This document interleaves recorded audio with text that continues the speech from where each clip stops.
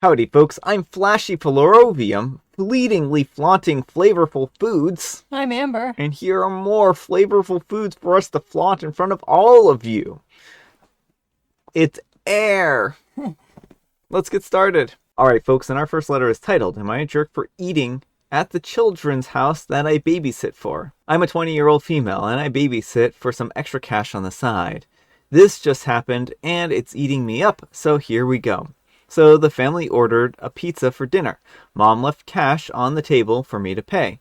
It was me and the two boys, 7 and 10, a large cheese pizza and some breadsticks.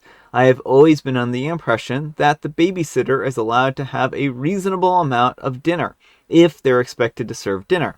I've babysat a few times in the past and I've never encountered this. When the parents came home to relieve me, they asked how the night went. I said fine and said that the pizza was really good as I've never ordered from there before. The mom looked at me puzzled and asked why I ate the kids' dinner. I just said that I had 2 pieces of pizza and a breadstick. I felt as this was not an inappropriate amount to eat. However, the parents disagreed.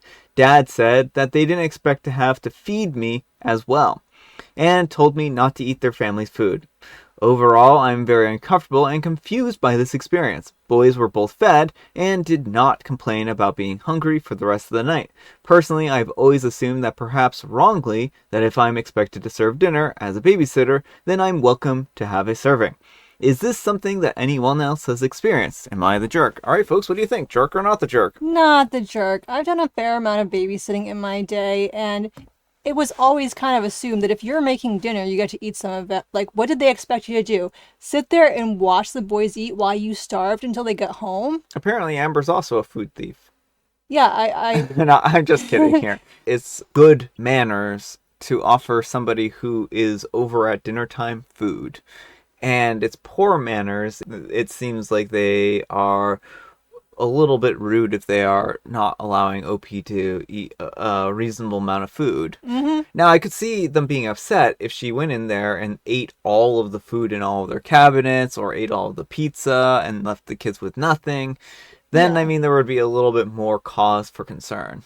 So I would just say, like, don't babysit for these people again, and potentially if you know other babysitters, give them a heads up so they don't have to deal with these people. Yeah, I mean, I think that's pretty reasonable. I think that you and these people may have differences of opinion about what constitutes a reasonable babysitting job. And if you've been out all day, I don't see why it would be reasonable for you to have to bring your own food in or something like that. But let me know what you folks think. So anyhow, take care and good luck. And Tall Chick 8 says, not the jerk. What were they expecting you to do? Cook your own dinner instead of watching the kids? Go without food? Bring your own dinner and reheat it in the kitchen? There are a couple different scenarios that I think would have different outcomes. With something shareable like pizza and breadsticks, I would assume that you could have some. If they had lasagna and a salad and casserole, you could have some. If they gave you $40 to take everyone to McDonald's, I'm not sure that I would assume that the $40 would cover your food. In that case, I think it could possibly be that you would pay for whatever they wanted, and then you would buy your own food with the rest of the money you choose. I think in that case, they should specify whether you could buy your own food with that money as well. I feel like most people in that circumstances would. Take the kids out for ice cream, get one for yourself as well, etc. Petty revenge. Next time you go over, heat a really stinky fish in their microwave as your dinner. Well, that is petty revenge. And OP replies, I went over there a few times in my mind of what would have been appropriate to do. I arrived at 5:30, so I guess I could have eaten beforehand. I guess I'm not a parent, but I would feel weirder about sitting and getting out the pots and pans if she helped herself to whatever the kids were eating. Alright folks, and our next letter is titled, Am I a Jerk for Wanting My Daughter Back? About 2 years ago, I found out that my wife cheated on me, but this wasn't the worst part. The worst part was that I found out that my daughter, Liv, 11, is not actually mine. Liv was my whole world, my only daughter and my favorite child, but I couldn't raise her anymore.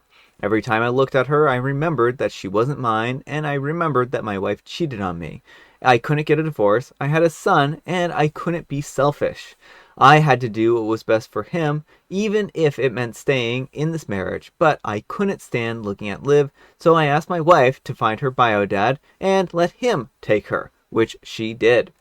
This has been 2 years since this happened, and she left, and there hasn't been a day that I haven't stopped thinking of her. I regret sending her away so badly. A few weeks ago, I finally decided to ask my wife to contact her bio dad. I know we can't just take her away after she's been living with him for 2 years, but I was hoping that we could share custody and co-parent. He started yelling at us and calling us jerks, saying how dare we want her back after we threw her out. He refused to let us even talk to her. I know my daughter would want to come back. She was a daddy's girl, and I'm sure she misses me as much as I miss her. But her bio dad thinks that we are jerks for wanting my daughter back. Alright folks, what do you think? Jerk or not the jerk? Yes, massive jerk here. What about Liv's needs in all of this? Like, I understand this was a difficult situation for you, and Yeah. I don't want to minimize that, but you're like, oh, I have to think of my son. But Liv is supposedly your favorite child, and never once did you think about what was best for her. You're just like, I can't stand to look at her anymore. So instead of me, getting a divorce and letting her mom raise the kids or something like that, I'm just going to send her away to a man she has never met in her entire life, and just let that be that. Yeah, I have a really hard time with the scenario. I know OP thinks that Liv would want to live with him again, but thinking about things from this poor little girl's perspective, Right. she would probably feel abandoned by this family who she Yeah. thought loved her Yeah. and then doesn't at all. I mean, imagine, your dad who has raised you, since you were a baby, all of a sudden sends you off to someone else's house. This is your favorite person in the entire world. Just sends you off to someone else's house. Does not contact you at all for 2 entire years. Yeah. No birthday greetings, no Christmas greetings, nothing. And it sounds like the mom has dropped her too. So her entire family Yeah. just drops her like that.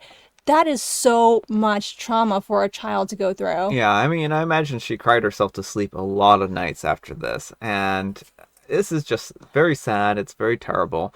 And I don't know, I think that OP is not thinking about things from his daughter's point of view. Very clearly. He's only thinking it from his own self-interest. And it's really sad and upsetting. I'm glad that her bio dad was willing to step up, and hopefully he's doing a great job for her and trying to fill in as much as he can. Yeah. But this isn't just something, like, kids aren't just toys you can put up for a couple years and then come back to. Yeah, I just feel, again, so bad for this poor little girl. This is just terrible. But let me know what you folks think. So anyhow, take care and good luck. And Fall River 1221 says, you're the jerk and your wife. You can't stand to look at your wife every day, but you tossed your innocent daughter aside like a piece of trash. This poor girl was abandoned by both of her parents and told to go live with some guy that she didn't even know was her dad. She's a child, not a toy. You don't get to just toss her aside and then pick her up when you're bored. The most hilarious of this part is that you think that she's perfectly fine with all of this and misses you. No, I can guarantee she hates you. You literally abandoned her, threw her out, told her that you couldn't stand her. Her bio dad has to deal with the trauma of that. You haven't even considered how traumatized she probably is from her parents abandoning her, have you? Alright folks, and our last letter is an update. Update, am I the jerk for not attending my best friend's wedding? Hi everyone, this is an update from my previous post, which you can find on my profile. First of all, I just want to thank everyone again for how kind and supportive you all have been, but also how honest. I took everything to heart and everyone's advice was great. Now onto the update. I met my friend around 9 a.m. yesterday at a local coffee shop. She looked really bad, her hair was super greasy and unkempt, and she had really bad eye bags. And she seemed totally exhausted. When I asked her what was wrong, she just apologized. I kept prodding, and it turns out that her in-laws are a real piece of work. Apparently, they've been harassing her for nearly 3 years about having sister-in-law as the maid of honor at the wedding, and when my friend chose me, they went ballistic. My friend said that she thought that she would be able to handle it until the wedding day, but then mother-in-law threatened to ruin her wedding unless sister-in-law was the maid of honor. My friend panicked, and that's when she told me that I would no longer be the maid of honor. She apologized for the money-hungry comment and said that she was just in an awful place mentally, and that hearing me mention the money made her really upset. The reason our friends were attacking me is because they knew about the mother-in-law situation, as my friend never mentioned it to me because she didn't want me to step down because of mother-in-law. And they also thought that I knew the whole story. And as for the fiancé, he was completely in the dark. He doesn't have a good relationship with his mother already, and my friend didn't want to be what destroyed that relationship. When my friend told me all of this, I felt awful. I didn't know what she was enduring, 3 years of harassment because of me. I immediately apologized, and she apologized, and we both cried a bit. When the tears stopped, she pulled out an envelope with $200 and gave it to me. I originally refused, but she insisted that I take it.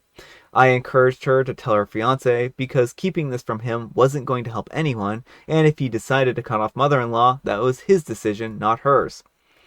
After talking a lot more about future boundaries, our friendship, and the wedding, I decided that I would go to the wedding and we would still be friends. I know my friend didn't handle this situation the best, but I've known her for over 2 decades and she's practically my platonic soulmate. That's not something that you should throw away because of this. Originally, that was how my update ended, but as I was typing this out, I received a text from my friend saying that the fiance disinvited his mom and practically half the family, including sister-in-law, because of their treatment of my friend and me. And she asked if I would be willing to be the maid of honor again, and I said yes. I just want to give a final thank you to Reddit for helping me through this, and I hope that you all have a nice night. Alright folks, what do you think of that update? Well, I'm really happy that, like, it's a terrible situation, and I feel really bad for the bride in this situation. Like, even if she didn't handle it the best, it's hard when you have someone who's bullying you for 3 years Yeah. and threatening to ruin your entire wedding. But I'm glad that she wasn't secretly just using OP for the money or something like that, and I'm glad that it seems like mother-in-law and sister-in-law will not be causing trouble at the wedding anymore, Yeah. and so... I think that's really what's important. And this poor bride, like, I feel like she was really at her breaking limit. And then with the threat of having the wedding ruined, she didn't know what else to do. And again, like Amber said, maybe she didn't handle it the best way. Maybe she should have talked to her partner a lot sooner.